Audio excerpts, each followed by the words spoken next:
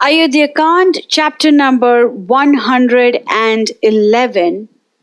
We are going to see how Bharata and Rama vie with each other in their love for each other, in their love for the truth, in their love for dharma. It's a very beautiful exchange. And the most important thing about this section is how the Lord smooths everything over and fulfills the wishes and desires of all his devotees in one masterful stroke. Verse 24. Atha utthaya jalam sprashtva bharato vakyam abravit shrunvantu me parishado mantrina shrenaya tatha. Then Bharata stood up and performed Achamana and said, Brahmanas, ministers, civic heads and citizens, lend me your ears. Verse 25. Na yache pitaram rajyam, na anushasami mataram, aryam parama dharmagnyam, abhijanami raghavam. I never hankered after this crown even in my dreams, nor did I at any time advise my mother Kaikeyi to this course. I never uttered a wish that Rama, my revered and virtuous brother, should be exiled to the woods.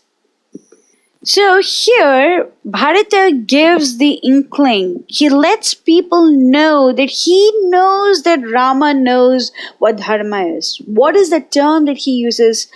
Parama dharmagnyam. The one who knows his duty exceedingly well.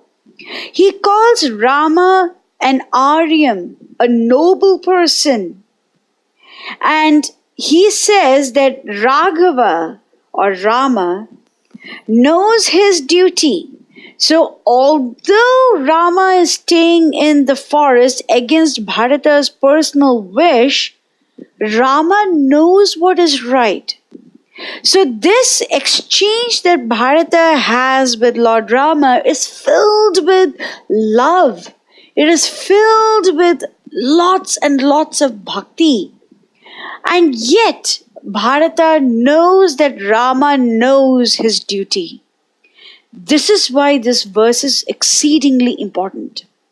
And another reason is that he calls the witness and he says, I did not ask my father or mother to exile Rama into the forest. Why? Because in the earlier chapters of Ayodhya we saw that when Kaikeyi asks Dasaratha to give her the two boons, she calls into witness all the devatas and gandharvas and all the celestial beings that were existent in the atmosphere and says, all of you listen that King Dasaratha has promised to fulfill his vows. And now Bharata does the same and he says, all of you listen. I did not hanker after the crown. I did not counsel my mother to enthrone me. I did not ask my father for the kingdom. And I never gave my approval for the exile of Lord Rama. Verse 26. Yadi tu avashyam vastavyam kartavyam cha piturvacha aham eva nivatsyami chaturdasha vane samah. If it is agreed on all hands that His Majesty's commands are to be obeyed and that by leading a life in the forests, I undertake to do so for 14 years in place of Rama and let him take my place on the throne at Ayodhya. Both of us would have well kept our father's commands. Once again, all that Bharata wants is Rama to get a fair treatment. So he has no qualms spending 14 years in the dreary forest as long as Rama goes back to Ayodhya. Rama gets to be crowned the king of Ayodhya. Rama stays comfortable. So this is extreme love that we see between Rama and Bharata. Verse 27. धर्मात्मा तस्य तथ्येन भ्रातुर्वाक्येन विस्मित उवाच राम संप्रेक्ष्य पौरजानपदं जनम. On hearing the genuine sentiments of his brother, the righteous Rama was astonished. He said to the inhabitants of towns and villages, verse 28, Vikritam ahitam kritam yat pitra jivata mama natalopayitum shakan maya va bharatena va. I, nor Bharata, has any power to cancel, repudiate, or modify any arrangements His Majesty makes, sale, purchase, or mortgage. So Bharata, in his eagerness to make sure that Rama is okay, actually asks Rama to trade in his dharma with Bharata's own. Therefore, Rama says that dharma should not be transferred like this. The duty of one person should not be taken over by another person.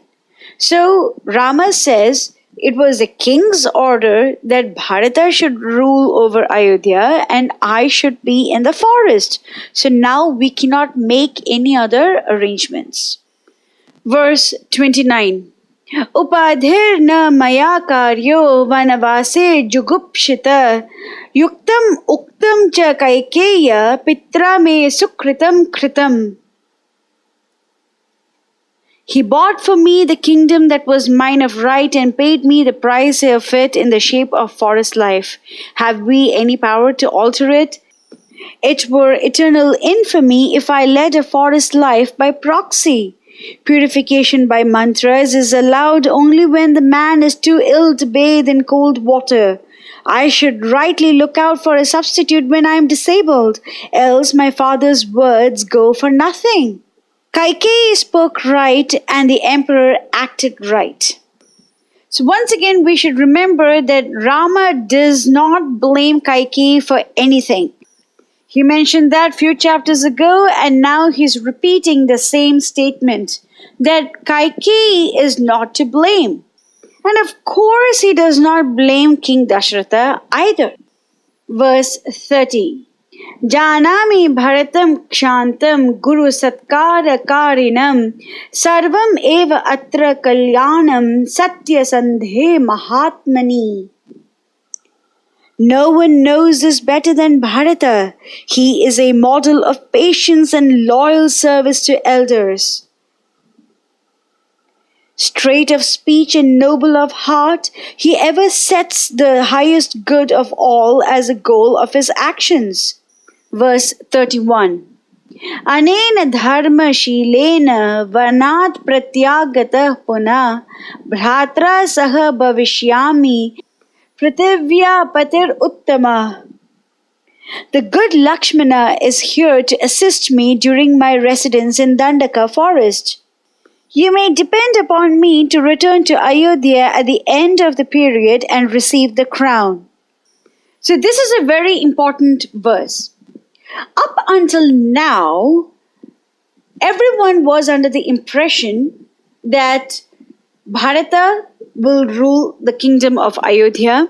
Rama will stay in the forest for 14 years. And after he returns, he is going to continue to serve the king. He is not going to become the king. But due to Bharata's insistence that Rama wear the crown, Rama right now accepts the kingdom from Bharata. But he says that to make sure that his father's word is protected, he will stay in the forest for 14 years, assisted by Lakshmana, and once he returns, he will take over the kingdom. So this is the first time everyone in Ayodhya gets to know that Rama has accepted the kingdom that was offered to him with love by Bharata. So Rama makes sure that he fulfills the wishes of his devotees.